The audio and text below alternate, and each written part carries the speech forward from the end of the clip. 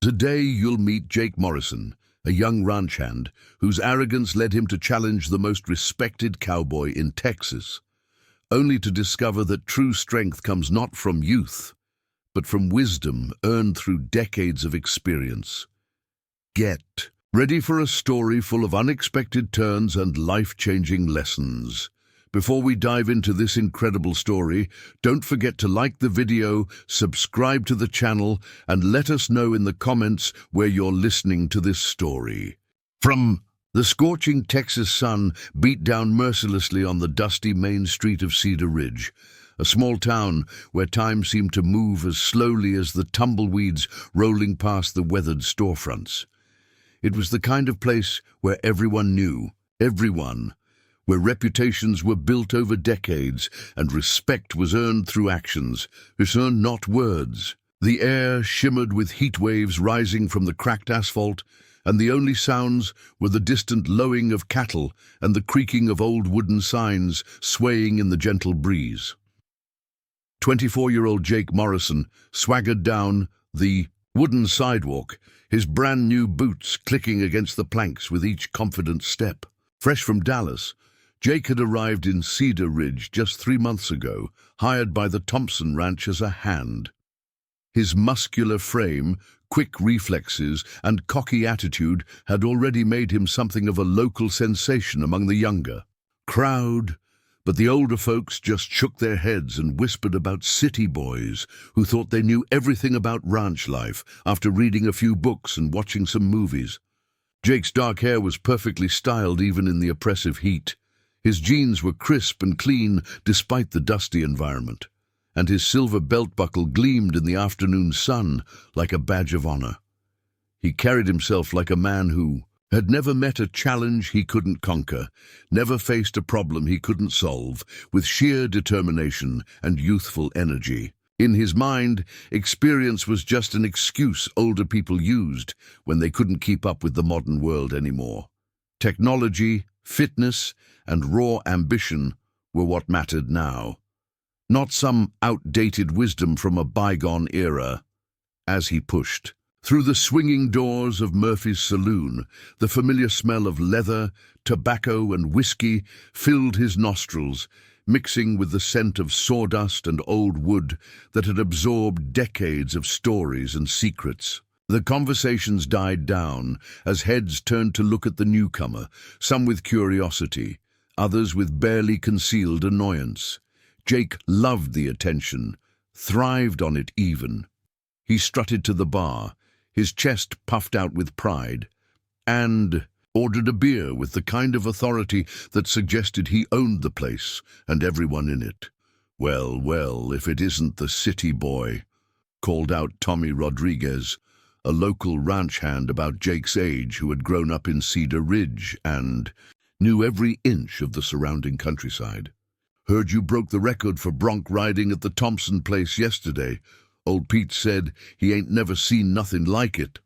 Jake's lips curled into a satisfied smirk as he turned around, beer in hand, savoring the moment like a fine wine. 8 seconds is for amateurs, Tommy. I stayed on that wild Mustang for 15 seconds before I decided to get off.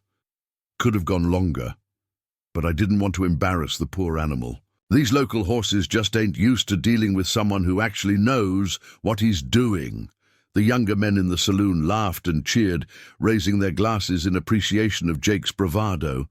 But Jake noticed that the older patrons remained silent, their weathered faces showing nothing but mild amusement and something that looked suspiciously like pity.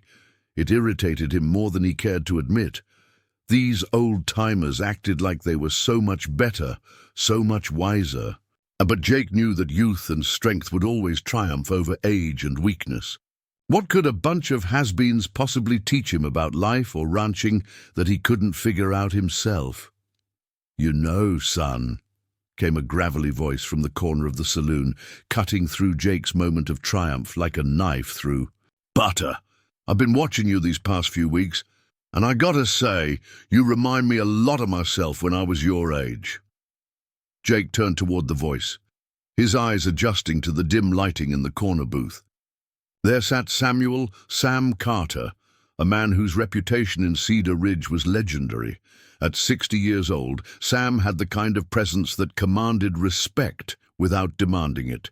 His silver hair was neatly combed back, his face was deeply lined from decades under the Texas sun, and his pale blue eyes held a wisdom that seemed to see right through people's facades. He wore a simple plaid shirt that had been washed so many times it was soft as silk, well-worn jeans that fit him perfectly, and boots that had clearly seen thousands of miles of hard work across every type of terrain Texas had to offer. "And that's so, old man," Jake replied with a condescending chuckle, taking a long swig of his beer and wiping the foam from his lips with the back of his hand. "And how exactly do I remind you of yourself? Because from where I'm standing, I don't see much similarity between us. You're sitting in a corner nursing a coffee, while I'm out here proving what real cowboy work looks like." Sam smiled, a patient expression that Jake found absolutely infuriating. It was the kind of smile a grandfather might give to a child who was insisting that 2 + 2 = 5. "Well, for starters, I used to think I knew everything there was to know about ranching, horses, and life in general. Thought experience was just something old folks talked about because they were too slow to keep up with the young guns. Believed that if you couldn't do something fast and flashy, you weren't doing it right."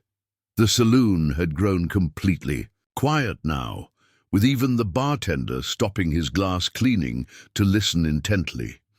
Everyone in Cedar Ridge knew Sam Carter's story, but they also knew he rarely talked about his past or shared his wisdom unless someone really needed to hear it. Jake, however, was completely oblivious to the significance of this moment and the respect that Sam commanded throughout the entire county. "Look, Sam," Jake said, his voice dripping with false respect as he set his beer down on the bar with more force than necessary. "I'm sure you were quite the cowboy back in your day, but times have changed. We've got better training methods. Now better equipment, better understanding of animal psychology and behavior. What worked 50 years ago doesn't necessarily work today. The world's moved on, and maybe it's time you did too." Sam's weathered hands wrapped around his coffee cup, and Jake noticed for the first time how steady they were, how strong they still appeared despite the man's age.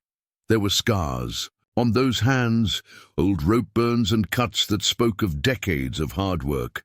But they moved with the precision of a surgeon and the confidence of someone who had never met a horse he couldn't handle or a problem he couldn't solve. "You might be right about some things changing, son," Sam said, his voice carrying the weight of 4 decades of experience. "Technology's certainly improved, and there are new techniques that can be helpful. But horses, cattle, and the land itself, they're pretty much the same as they've always been, and so are the lessons they teach us, if we're humble enough to listen and patient enough to learn." Jake felt his patience wearing thin, his face flushing red with a combination of alcohol and wounded pride. This old man was clearly trying to put him in his place in front of everyone, and Jake wasn't about to let that happen. Not when he'd worked so hard to build his reputation in this town. "Humble? I've got nothing to be humble about, old man. I've proven myself time and again since I got here. Ask anyone at the Thompson Ranch. I'm the best hand they've had in years. I can break horses that other guys can't even get near." 3 months, Sam said quietly, but his voice carried clearly across the silent saloon like a church bell on a Sunday morning. "You've been here 3 months, Jake. And I've been working cattle and horses for 45 years.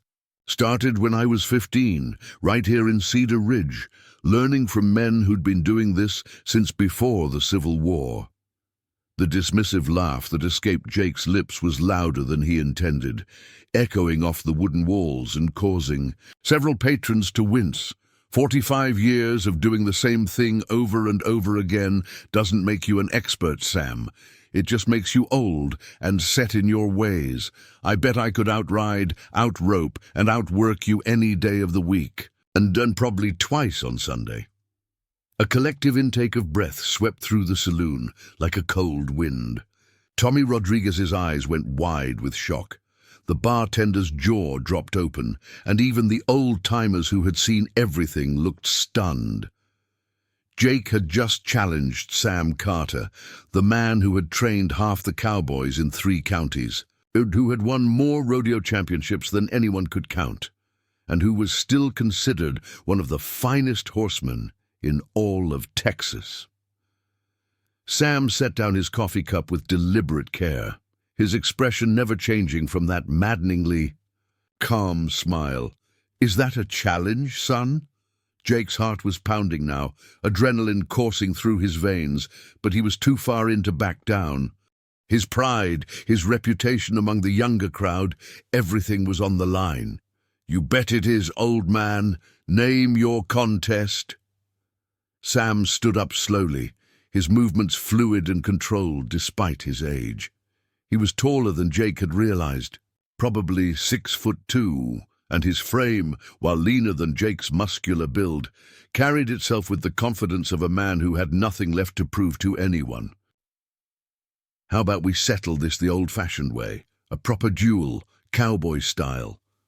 The word duel hung in the air like smoke from a campfire, and Jake felt a chill run down his spine despite the sweltering heat. He had expected Sam to suggest a simple horse race or maybe a roping contest, something straightforward where Jake's youth and strength would give him a clear advantage. But a duel, that sounded serious, almost dangerous. "What exactly do you mean by a duel?" Jake asked, trying to keep his voice steady while his mind raced through possibilities. Was this crazy old man actually suggesting they draw guns on each other like in some old Western movie? Sam's eyes twinkled with what might have been amusement. "Relax, son. I'm not talking about pistols at dawn. I'm talking about a real test of cowboy skills, the kind that separates the men from the boys, the experienced from the inexperienced.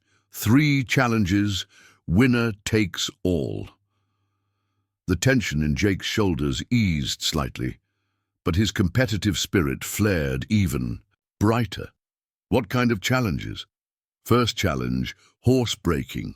We'll each take a wild Mustang that's never been ridden, and whoever can break and saddle their horse first wins that round." Sam paused, letting the weight of his words sink in. "Second challenge, cattle herding. We'll each take a herd of stubborn steers and move them from one pasture to another. Fastest time wins, but here's the catch. Any steer that gets injured or overly stressed means automatic disqualification." Jake nodded confidently. These were exactly the kinds of challenges where his youth and energy would shine. He'd broken dozens of horses back in Dallas, and his aggressive approach usually got results fast. "And the third challenge?" Jake asked, already mentally, preparing his victory speech. Sam's smile grew wider, and for the first time, Jake noticed something almost predatory in the old man's expression. "The third challenge is the most important one, son. It's about wisdom, patience, and understanding. We'll each be given a problem horse, an animal that's been traumatized, abused, or has developed serious behavioral issues. The challenge isn't to break the horse or force it to submit. The challenge is to heal it, to earn its trust, and to help it become the magnificent creature it was meant to be." The saloon erupted in murmurs of approval. This was the kind of challenge that would truly test a cowboy's skill, not just his physical abilities, but his understanding of horses and his capacity for patience and empathy. Jake felt a flicker of uncertainty. He'd never dealt with seriously traumatized horses before. His experience was mostly with young, healthy animals that just needed to be shown who was boss. But he pushed the doubt aside. How hard could it be? A horse was a horse, and dominance was dominance. "Fine," Jake said, his voice carrying more confidence than he actually felt. "When and where?" "Tomorrow morning, sunrise, at the old Henderson Ranch outside of town. The whole community's welcome to watch." Sam extended his weathered hand toward Jake. "May the best cowboy win." Jake grasped Sam's hand, expecting a weak grip from the older man. Instead, he found himself wincing slightly as Sam's calloused fingers closed around his with surprising strength. The handshake lasted just a moment longer than comfortable, and Jake had the unsettling feeling that Sam was measuring him somehow. As word of the challenge spread through the saloon and then throughout Cedar Ridge, Jake found himself the center of attention in a way he'd never experienced before.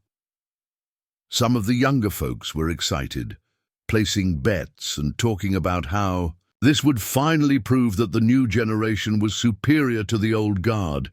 But the older residents seemed worried, some even approaching Jake to suggest he reconsider. "Son, you don't know what you're getting yourself into," warned Martha Henderson, the elderly woman who owned the general store. "Oh, Sam Carter isn't just any cowboy. That man has forgotten more about horses than most people ever learn." But Jake dismissed their concerns with a wave of his hand. "Don't worry, Mrs. Henderson. I've got this handled. Tomorrow, everyone's going to see what real cowboy skills look like." That evening, Jake couldn't sleep. He tossed and turned in his small room above the feed store, his mind racing through strategies and techniques.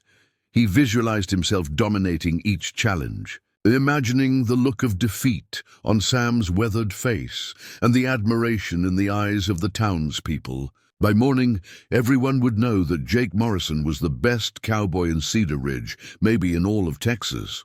Meanwhile, across town, Sam Carter sat on his front porch, gently stroking the neck of an old mare who had wandered over for attention. His wife, Elena, brought him a cup of coffee and settled into the rocking chair beside him.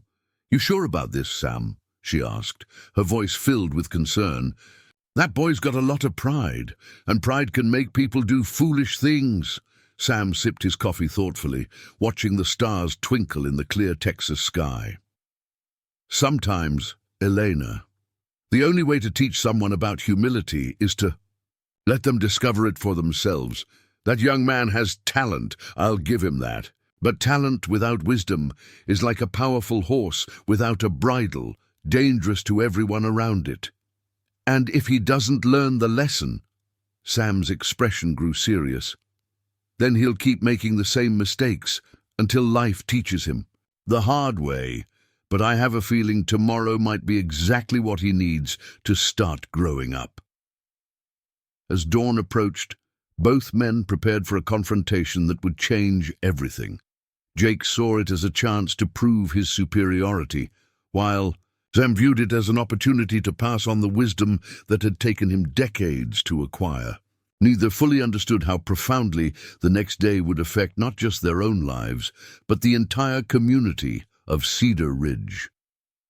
The stage was set for a showdown that would become legend in the small Texas town, a story that would be told and retold for generations to come.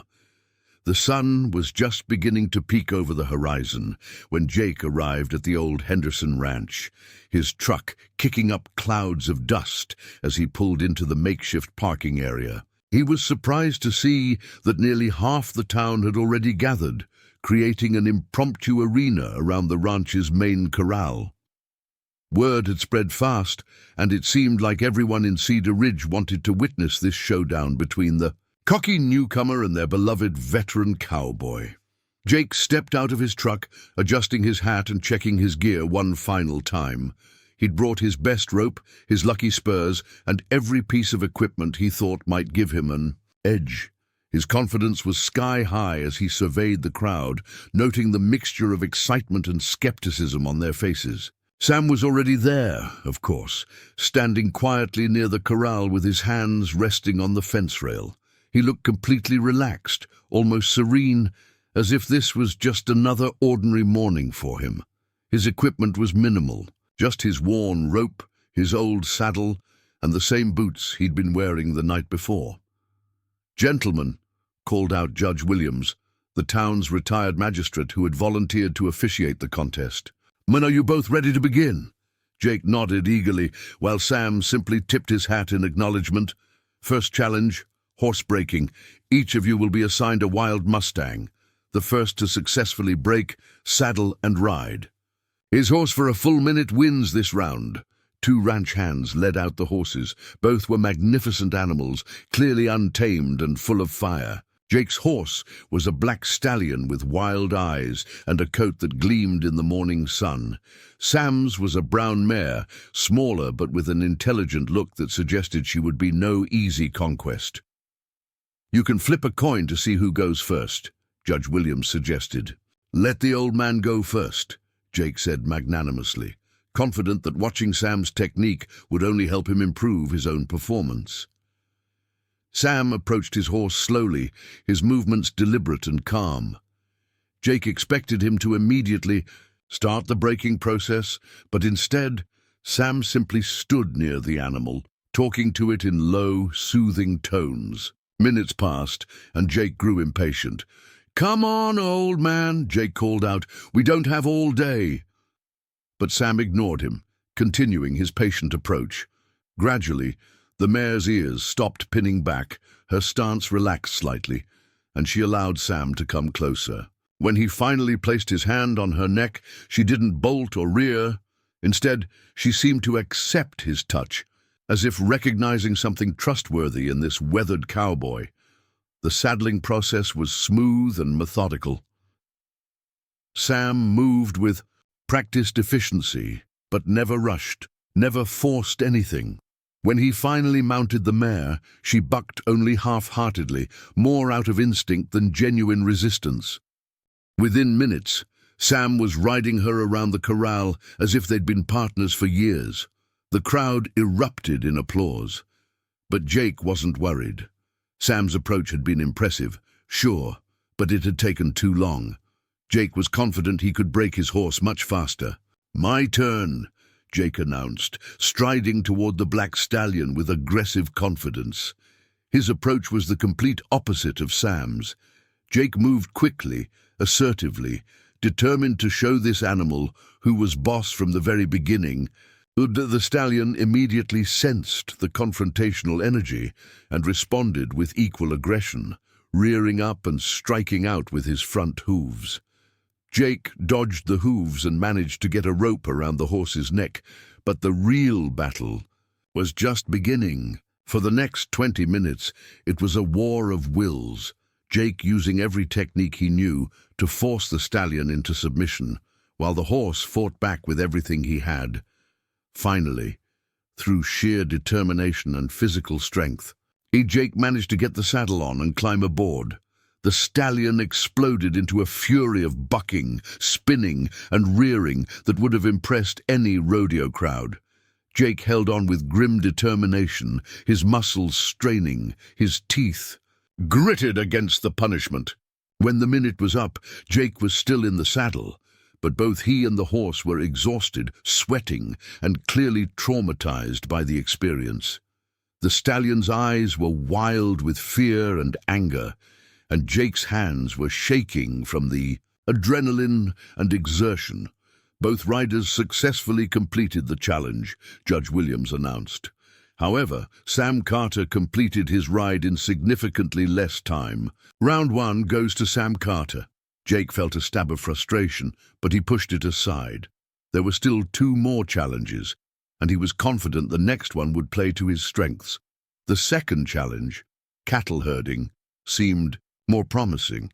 Jake had always excelled at moving cattle quickly and efficiently, but as the small herd of stubborn steers was released into the arena, Jake realized this wouldn't be as straightforward as he'd hoped. Sam went first again, and once more his approach was methodical and patient. He positioned himself carefully, reading the cattle's behavior and working with their natural instincts rather than against them.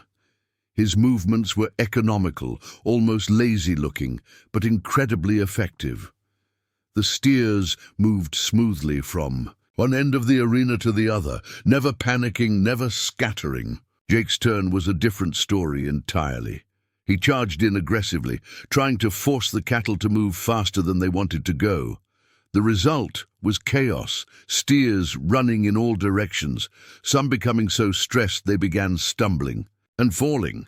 By the time Jake managed to get them all to the designated area, two of the animals were limping and clearly distressed. Disqualification, Judge Williams called out reluctantly. Injured cattle means automatic disqualification.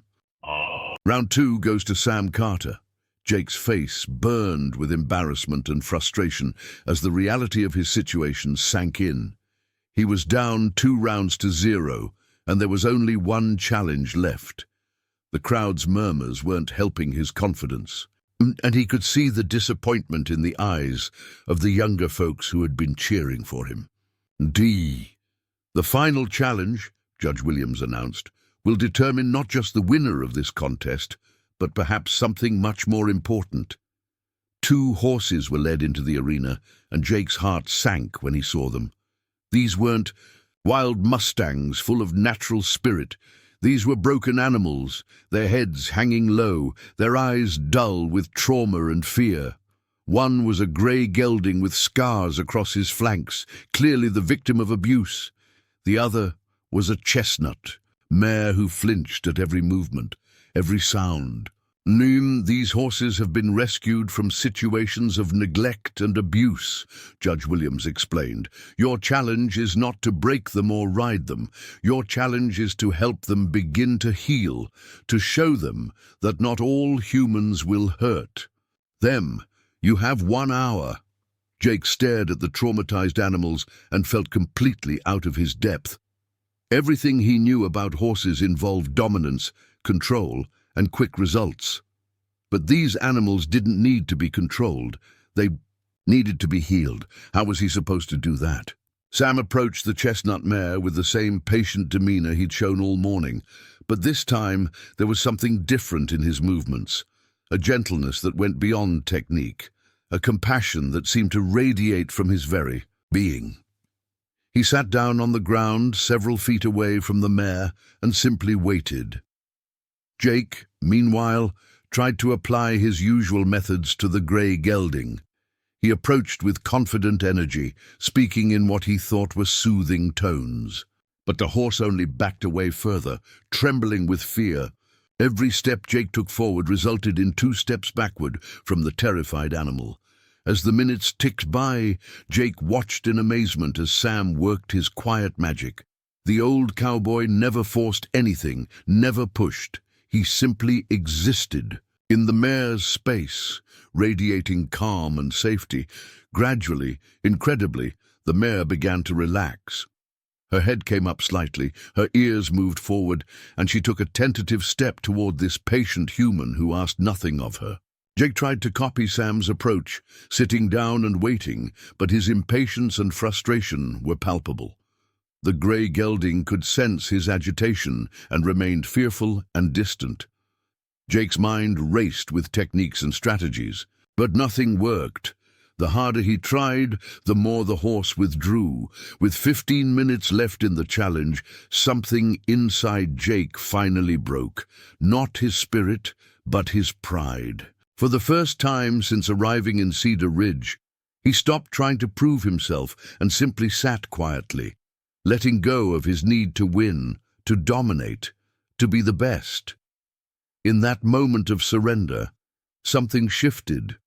The grey gelding, sensing the change in Jake's energy, took a small step forward, then another. Jake remained perfectly still, hardly daring to breathe, as the traumatized animal slowly approached. When the horse finally allowed Jake to touch his neck, Jake felt tears welling up in his eyes. This wasn't about winning anymore. It was about connection, about healing, about something far more important than his own ego. When the hour was up, both men had made remarkable progress with their horses.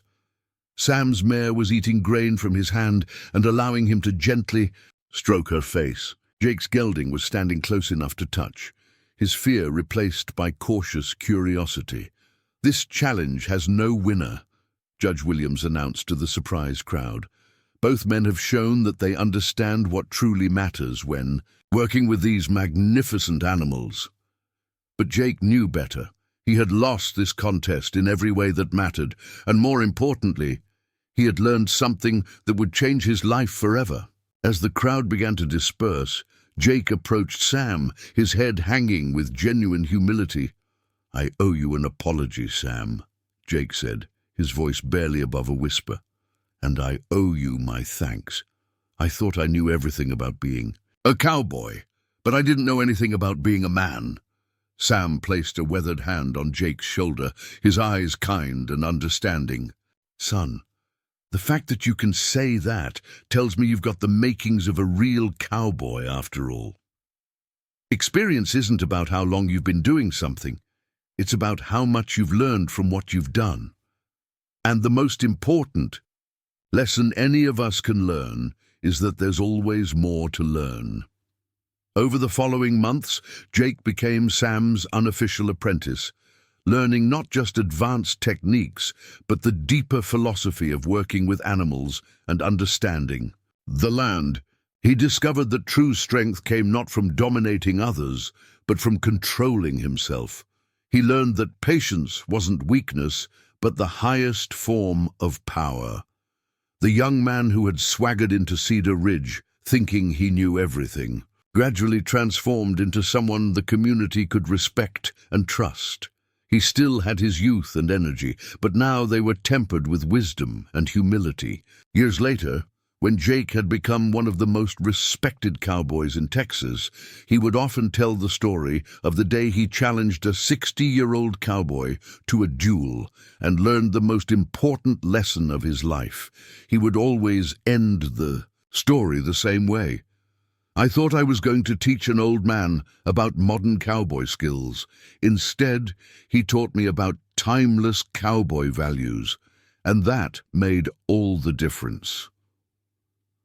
Sam Carter continued to work with horses well into his 70s. But his greatest legacy wasn't the championships he'd won or the records he'd set. It was the wisdom he'd passed on to a cocky young man who had the courage to admit when he was wrong and the humility to learn from someone who had walked the path before him. In Cedar Ridge, they still talk about that legendary duel, but not because of who won or lost. They remember it as the day a community witnessed the power of mentorship, the importance of respecting experience, and the beautiful transformation that happens when pride gives way to wisdom.